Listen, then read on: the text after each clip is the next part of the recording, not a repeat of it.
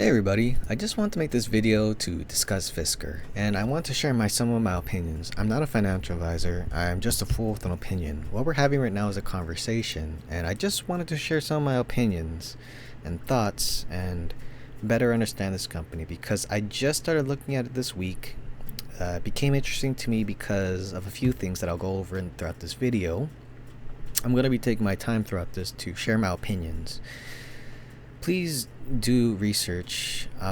Any decision you make is based off your own discretion. This is not financial advice. Please do your own research. Make your own decisions based on your own personal reasons. Okay. I am just sharing my opinions, and that is all. So with that being said, I want to share some of my opinions on this whole company and what I thought, especially as someone as ignorant as myself who just started looking at it. So I invested in Tesla and NIO really early when these companies were on the verge of bankruptcy. And since then, these companies weren't doing too well financially, but they have turned around. Tesla was on the verge of bankruptcy and now has become a global leader in electric vehicles. NIO was delivering, I think they had delivered less than 4,000 vehicles, and now they have delivered 470,000 electric vehicles that are premium priced, right? So these are really expensive vehicles with battery swap, which is their unique business model: battery as a service, battery subscriptions, and battery swap. Something that most electric vehicle companies don't offer, which was its unique value proposition. Which means that, it's not only selling premium electric vehicles, it's premium electric vehicles with battery swap. Which shows that it's a proven business model. But at the time, both these companies were really speculative, and I wouldn't be looking at Fisker if they hadn't delivered a single vehicle. But this company, I think, delivered 4,700 vehicles, or give or take. And I'm sorry, I might say things that are wrong. I might miss things. I might not mention certain things because I just started looking at this company this week. Like in the past 3 days, I just started looking at it. So I will be probably wrong on a lot of things because this is just my opinion. I'm not an expert, okay? But it was interesting to me, and I'm going to take my time because generally when you're a growth company, you need time because overall, like your hope is that you're going to scale and you're going to do well and you're going to become profitable in the future. So looking at this company at 13 cents of a market cap of around 70 million, I would wonder if this is a good deal for me, right? I don't know what you think, but I would wonder if this is a good deal or a good bargain for someone like me.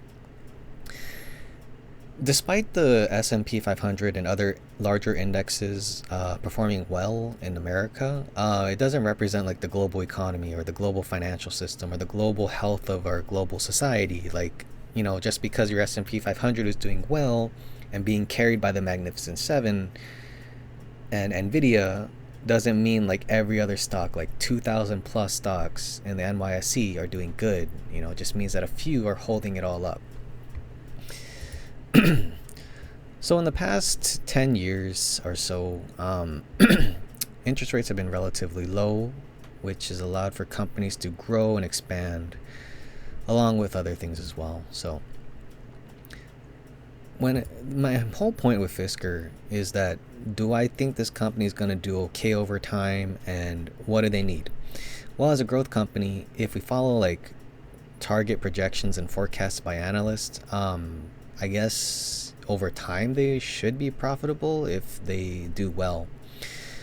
But I think the main thing is acquiring capital. I think they have, give or take, around 327 million, if I can remember, cash on hand. And they could probably raise more capital too. They can probably slim down operation costs as well. So I think maybe they have like 5 months to a year or something, depending on what they do. It could be longer, right? Just depends on what they do. And that's where it comes. It's kind of important to understand that they had a very similar model at one point, like NIO, where NIO could slim down operation costs because they had partnerships with with Jack Motors. I think it was Jack Motors. So they would export their they would export their manufacturing to a company, and Neo would facilitate it and all these other things. So there's some similarities in that aspect where these are both premium electric vehicles, I think, except there's different business models too, different growth phases as well. Like Neo is actually a proven company of battery swap. Fisker is not, which is why it's reflected in the share price and market cap and the ability to raise capital. Like it's substantially different, but there's a lot of similarities as well. So if we believe that the Fed interest rate will drop, it'll be good for a company like Fisker that needs to raise capital because it means that they're going to have easier access to capital and better financing options. So looking at the Fed forecast signal, if we supposedly follow this, it'll probably be good for a company like Fisker and a lot of growth companies that are struggling right now.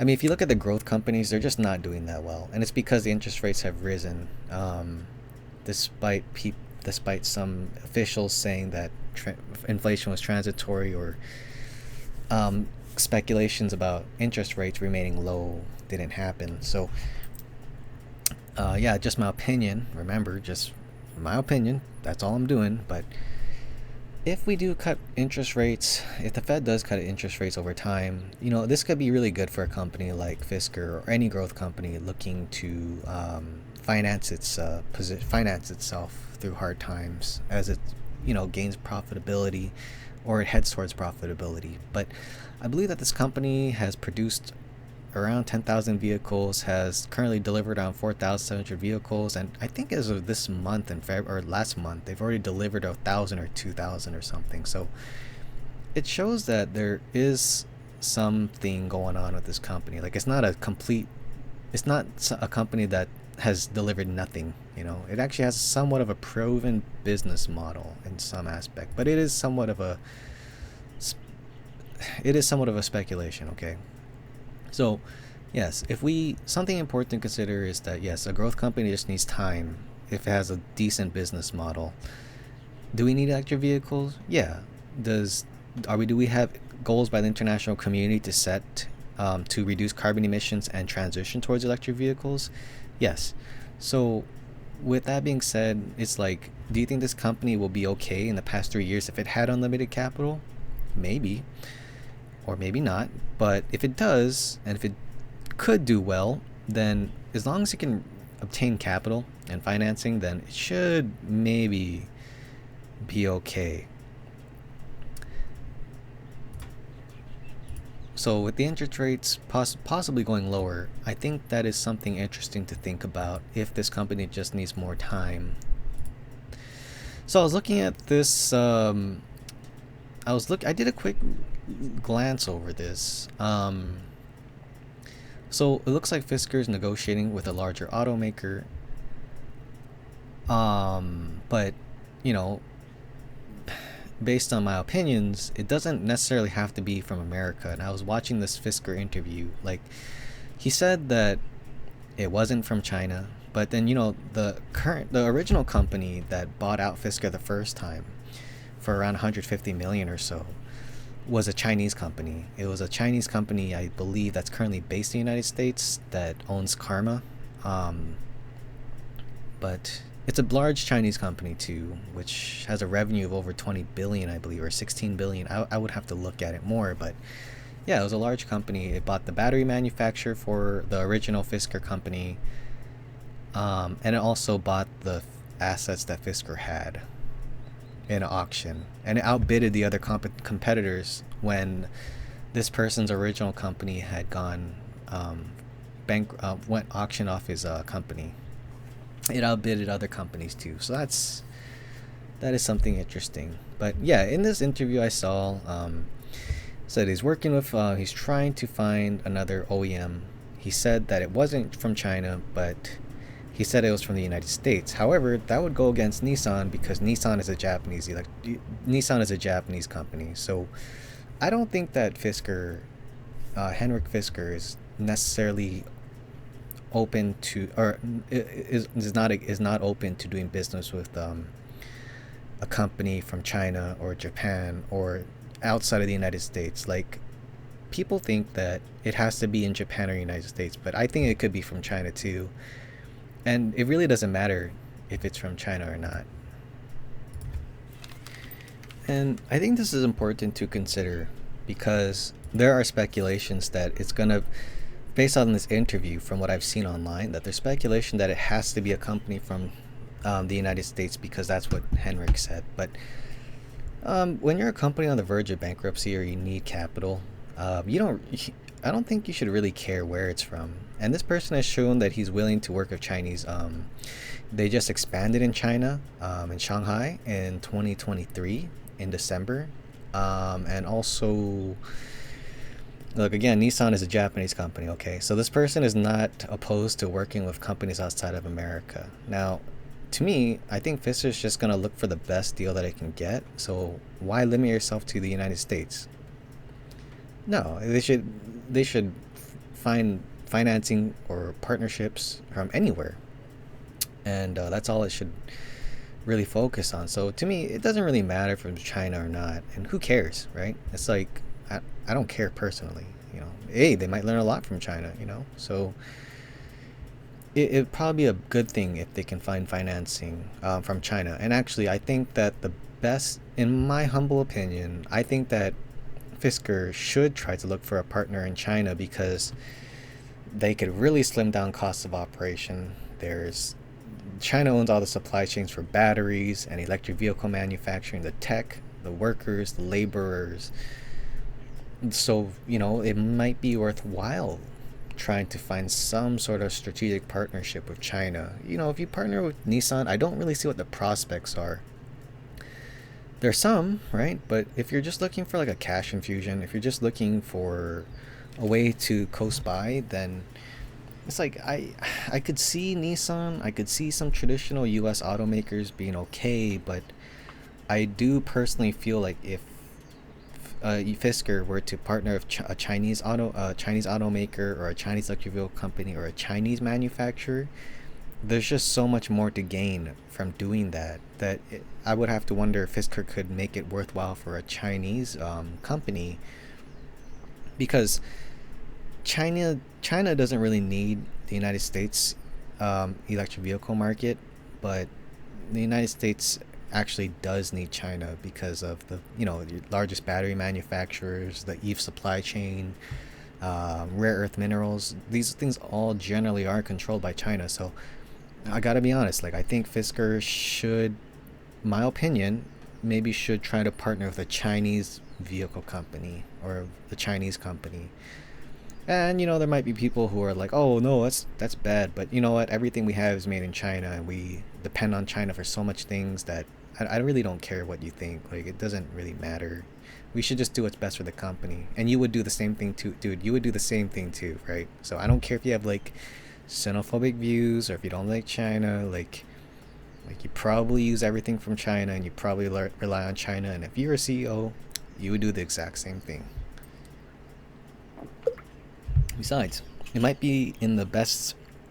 Maybe it's in the best finisher. Like, if you're trying to do the best fit, have the best outcome, it might be trying to partner with China. But that's just my opinion. That's what I would do personally.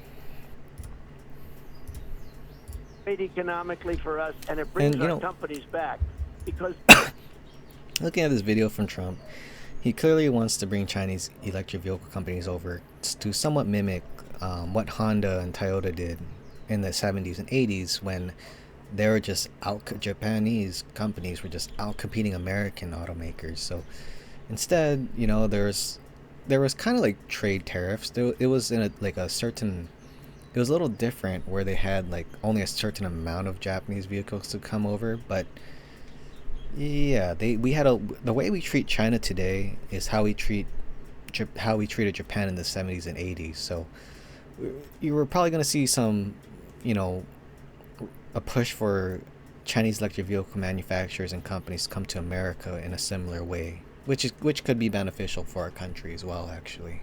if you charge tariffs to China, they're going to build they're going to build their car plants here, and they're going to employ our people. They're right now building big plants because of Biden. They're building big plants in Mexico.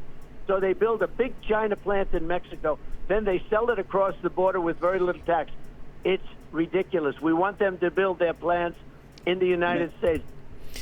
So it really doesn't matter to me if you vote for the left or right.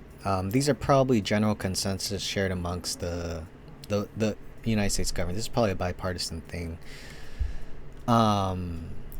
Just based on like economics and history, right? If we refer to a lot of Japan's success in the 70s and 80s and how we treated them in a very negative way, it's the same thing we're doing to China now. So it's just history kind of repeats itself. So I think sorry, I had to use the bathroom, but yeah, I was looking at this and it says that Fisker is trying to negotiate for an automaker for a potential transaction. And probably none of these things are really tentative. I mean, probably some of these things are probably due to change. So just because they say something doesn't mean it's not up for change. But yeah, so it looks like Fisker is in negotiations with a large automaker for a potential transaction, which could include an investment in Fisker, joint development of one or more electric vehicle platforms, and North American manufacturing. So it could be a Chinese electric vehicle company. It could be a Japanese. It could be it could be anything. An American. It could be anything, right?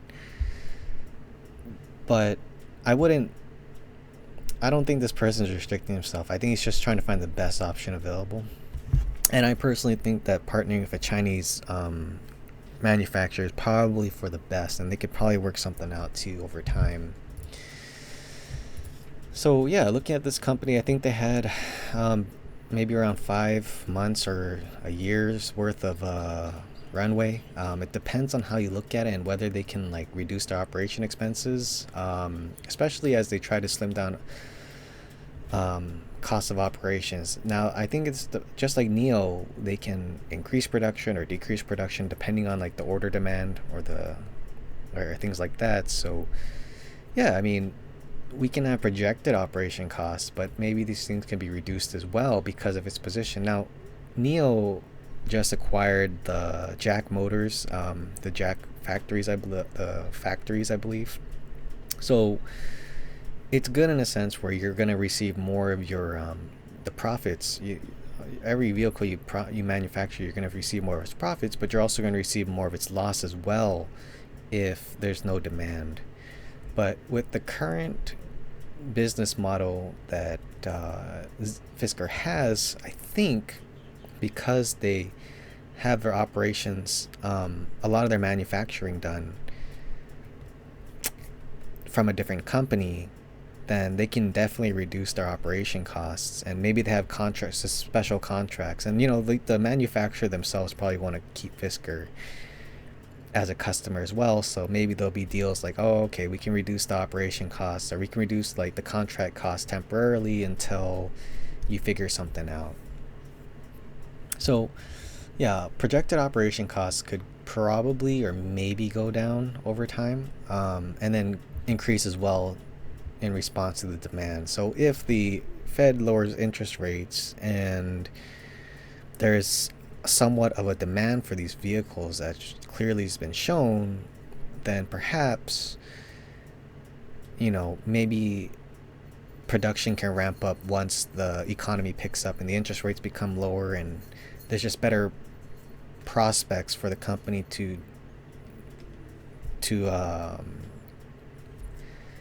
do business in. But I think that's one of the good things about companies like this, where they have their manufacturing done by a different company, because when times are hard and people aren't spending and raising capital is kind of hard, then it's good to slim down operation costs and just wait things out and then start ramping up once the economy picks up again, and financing options become much more attractive. So this could generally happen as the Fed lowers interest rates over time, and we could just look at the Fed dot plot to kind of use that as a framework. So, and then I was looking at this as well this week. As of March 18th, Fisker could potentially be receiving $150 million in convertible notes, but I think there's some terms of agreements as well. So I'm going to go over that real quick. Funding will be organized in four tranches and is being provided by the holder of the company.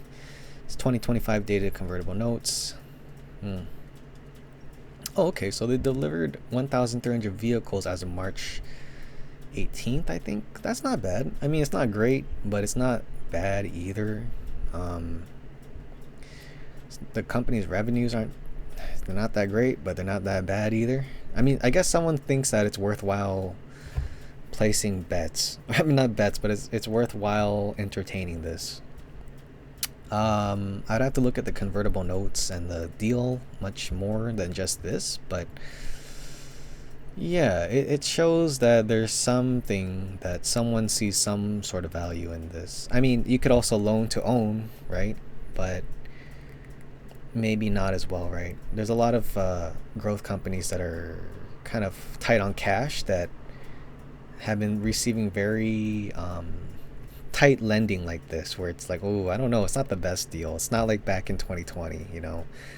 So it's not like it's the worst thing. It's just not that great either. Just from a just from a quick glance at things. I think that they have to do certain types of things in order to receive this funding. Okay, let's see. Fisker will pause production for 6 weeks starting the week from March 18th to align inventory levels and progress strategic and financing initiatives. So I guess like the whole thing is like, as long as Fisker can prove that they can manage their operations and, you know, really restructure the company to become a competitor over time, then maybe like they'll be rewarded with this with these convertible note with this funding. So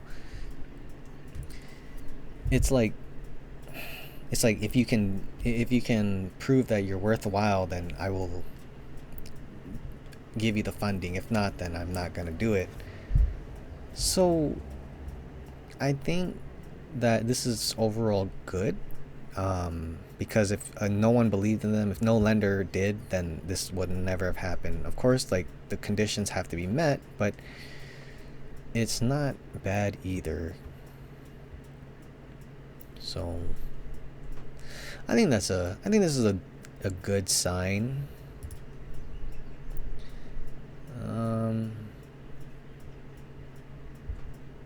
I guess this is about like a lot of the speculations that were going on about bankruptcy. I think this guy says that there's not going to be a bankruptcy.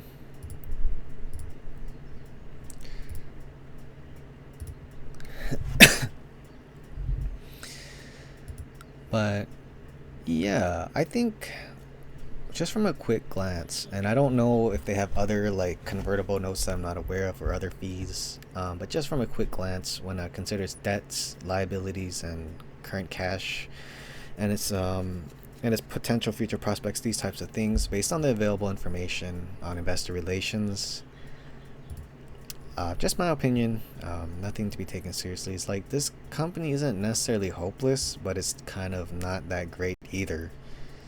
I mean, maybe this company can have the right conditions met, but I think the best way to look at this is why I want to look at NIO as an example.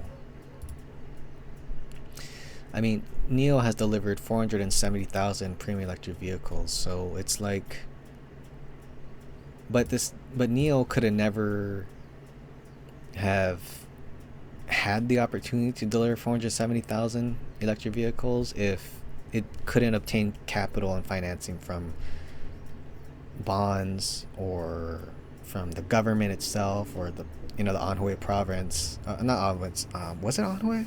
I'd have to look at that again. I don't think it was Anhui. I think it was a different province. But yeah. So it's like if NIO or Tesla didn't have the opportunity to receive financing to wait out the hard periods and then have time, then the company itself would have never had the opportunity to grow. And this is just like many growth companies. They just need financing. And so I guess the best way to look at it is like, if you think that this company is going to do okay over time, it doesn't really matter when it's going to do okay, as long as like if it's long as it's going to be profitable one day, that's all that really matters. And then you I guess you'd have to find out whether that's a good deal for you or not, but I don't know. It's really hard to say since I haven't done that much research on this company. But overall, it kind of looks like this company is something that just needs more time. And if it's allowed it more time, then perhaps we could see vehicles pick up, because the compound annual growth rate projected for the electric vehicle market in the United States is it's there. The market is there. We have international goals and policies and frameworks and not frameworks, but we have goals by the international community to transition to electric vehicles at a certain rate, which we're not hitting. So we do need companies like Fisker to exist, especially if you don't want monopolies, which we kind of have. So I guess to sum things up, I think that personally for me, I think that Fisker should probably partner with a Chinese company. I think that's the best way that it could reduce its costs, have someone more experienced, have access to the Chinese market, have access to Chinese goods and resources and labor and just supply chains. That's just my opinion, though. It can partner with any company. I think it'd be fine, but I think there's a big difference between partnering with a Chinese, Japanese, and the United States, and you're probably going to benefit much more with a Chinese partnership. I think that this company overall just needs time. If it does have some growth prospects based on analyst forecasts, then this company just needs time. And if it could obtain time by being able to raise more capital or have access to capital, whether it be because the Fed lowers interest rates and that makes it more favorable and consumer demand rises as a response to Fed lowering interest rates, or if there are other people who want to step in or entities that want to step in and maybe help finance this company or build strategic partnerships, that's another option. But yeah, I don't know if it's going to receive that, but I guess maybe if it can do certain things. But yeah, overall, though, I think that this company isn't necessarily hopeless, but it's not looking that great either. So I don't know if this is a good deal or not, but because there's just so many great deals, but there's also a lot of distressed companies right now too, especially because of the current interest rates and just economic conditions maybe not being so favorable for growth stocks and growth companies. But I would really have to look into this more. But I do see some similarities just because while NIO owns its own factories now, I believe, because they recently purchased the factories from Jack Motors. Let me see.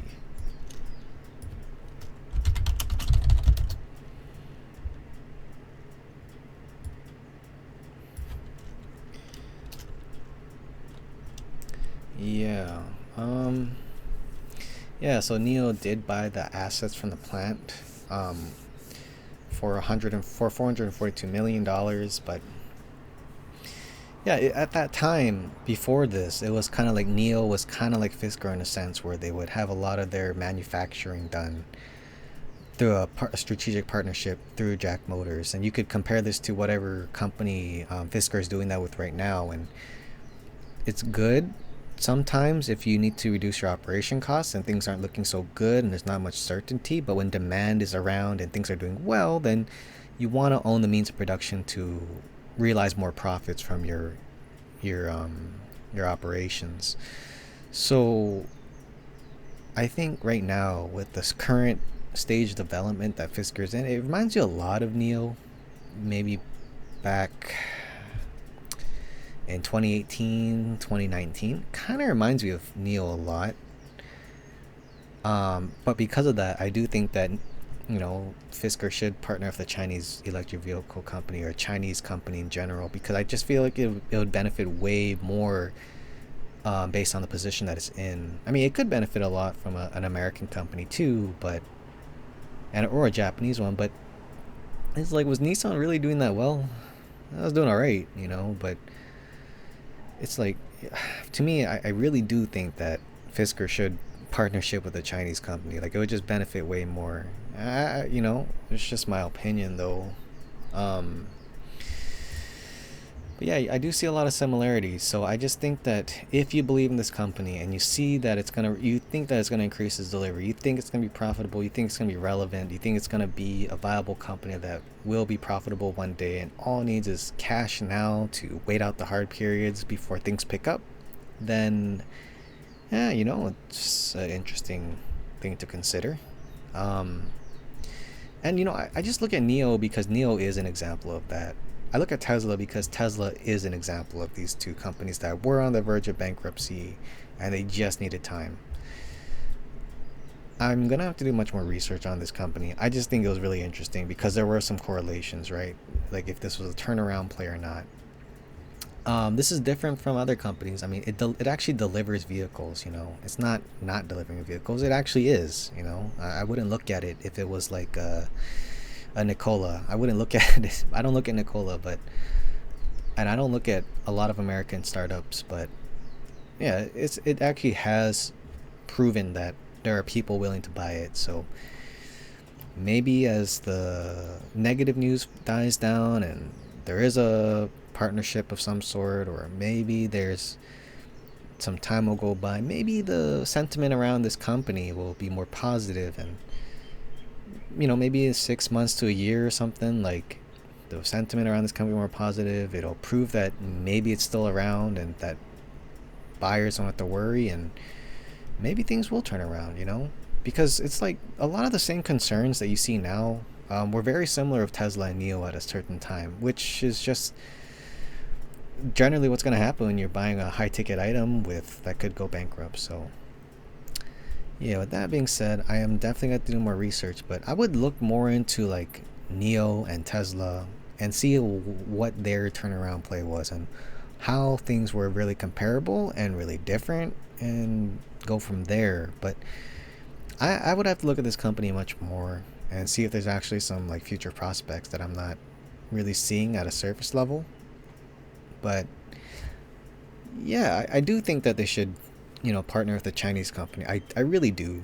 And I think that would be probably their best bet. But I think if they were to partner with I would have to wonder why a Chinese company would want this though, because China is so developed, so much. There's other reasons, like maybe wanting to access U.S. markets or things like that could intrigue a Chinese company. But the technology Fisker offers, a lot of Chinese companies are really innovative as well. So I don't know what Fisker's value would be for a Chinese company, but I think Fisker would find most of its value by partnering with a Chinese company over a Japanese or a United States company.